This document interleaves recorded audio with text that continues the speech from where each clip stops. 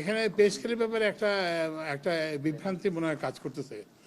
সেটা হচ্ছে যে আপনারা জানেন যে গত অনেক বছর ধরে, প্রায় 10-15 বছর, 10-12 বছর ধরে, 13 বছর ধরে সরকারি কর্মচারীদের স্বভাবত একটা দাবি ছিল যে একটা পে কমিশন করার আর কি। নর্মালি এটা 5 বছর পর অন্তর অন্তর এটা করার কথা। তো সেই পে কমিশন করা হয়েছে, পে কমিশনের রিপোর্টটাই শুধু দেওয়া হয়েছে, এটার কিন্তু বাস্তবায়নের কোনো সিদ্ধান্ত এখন হয় নাই।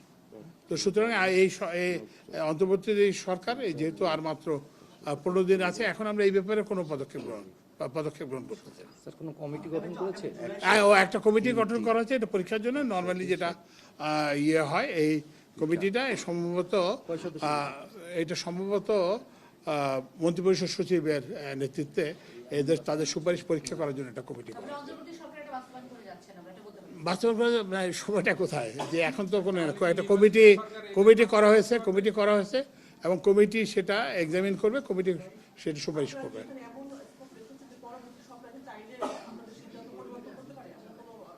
পরবর্তী সরকার তো is free to do anything. কারণ আমরা যেরকম, এই সরকার যেরকম একটা নিজস্ব সিদ্ধান্ত গ্রহণ করতে পারে, পরবর্তী সরকার তো একইভাবে ক্ষমতা প্রাপ্ত, ওরা তো যে কোনো ইয়ে করতে পারে।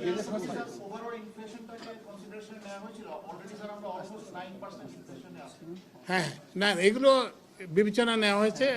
মানে এটা তো একটা ইন্ডিপেন্ডেন্ট কমিটি করছে জাকির আহমেদ খানের নেতৃত্বে, তো সেই কমিটি সবগুলো জিনিসই বিবেচনায় নিয়েছে। স্যার, আমরা ব্যয়ের বিষয়টা জানতে পেরেছি যে 1,06,000 কোটি টাকা ব্যয় হবে, কিন্তু আয়টা কোত্থেকে আসবে এটা এখন কেউ জানেনি বা জানানো হয়নি। কতটুকু বাস্তবসম্মত স্যার? মানে আয়ের সংস্থানটা, অর্থের সংস্থান।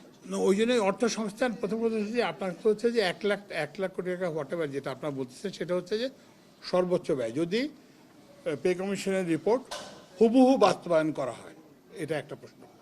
দ্বিতীয় যে প্রশ্নটা সেটা হচ্ছে যে যদি একই সময়ে বাস্তবায়ন করা হয়, তো ওই জন্য সাধারণভাবে আমরা যেটা, এগেইন আমি অতীতে যেহেতু সরকারি কর্মচারী ছিলাম, আমরা জানি যে এই ধরনের পে কমিশন এক ইয়েতে বাস্তবায়িত হয় না, এগুলো পর্যায়ক্রমে বাস্তবায়িত হয়। তো সুতরাং এইসব প্রশ্নগুলো ওই যে কমিটি করা হয়েছে সে কমিটি দেখবে, ওই যেটা বললাম আর্থিক সংস্থানের বিষয়টিও তাদের বিবেচনা রাখবে, এবং এটা ওই যেটা বললাম যে সম্ভবত এটা পর্যায়ক্রমে বাস্তবিত হবে। না, বাস্তব না। কোনটা? আগে সরকারের জন্য চাপ হবে কিন্তু। না না না, কারণ না, এটা চাপ হবে না। এটা বরঞ্চ এই যে এগেইন আপনার একটা জিনিস বুঝতে হবে, সেটা হচ্ছে যে আমরা তো একটা লিমিটেড টাইমের গভর্নমেন্ট সরকার, তো ওই জন্য আমরা কিন্তু এখন অনেক কাজ করতেছি যাতে আগামী সরকার উপকৃত হয়।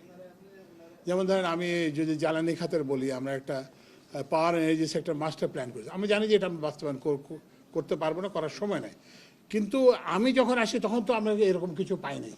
তারপরে এটা multi modal transport sector plan করছে। তো ওই জন্য প্লিজ বুঝতে হবে যে সরকারকে শুধুমাত্র যে নিজের জন্য কাজ করে তা না, যে আমরা ভবিষ্যতের জন্য কাজ করতে, এইটা পে কমিশনটা হচ্ছে তাদের কাজটাকে করার জন্য। কারণ একই জিনিস হবে কি, যে আমরা যেটা চাই নাই সেটা হচ্ছে যে এই যে পে কমিশনের জন্য একটা এজিটেশন হচ্ছিল। আপনারা জানেন যে সরকারি কর্মচারীদের মধ্যে একটা বিক্ষোভ হচ্ছিল নানা রকম। তো যাতে নতুন সরকার যাতে এসে এই ধরনের একটা অচল অবস্থার সম্মুখীন হয়, আমরা চাচ্ছি যে নতুন যে সরকার আসবে তাদের যাতে যাত্রাপত্রা স্মুথ হয়, যেই আসুক না কেন, যে সরকার। না না, জিনিসপত্রের দামের তো প্রভাব পড়ার কোনো কারণ নাই। কারণ হচ্ছে এটা আপনারাই যদি না করে থাকেন, যে সংবাদপত্র যদি ভুলভাবে, কারণ আমরা তো এটা বাস্তবায়ন করতেছি না, এটা তো পরিষ্কার। এটা মাত্র একটা কমিটি করা হয়েছে। কোনটা কিসের সিদ্ধান্ত? আমরা তো কোনো সিদ্ধান্ত নেই নেই। পে কমিশনের রিপোর্টটাও শুধু গ্রহণ করে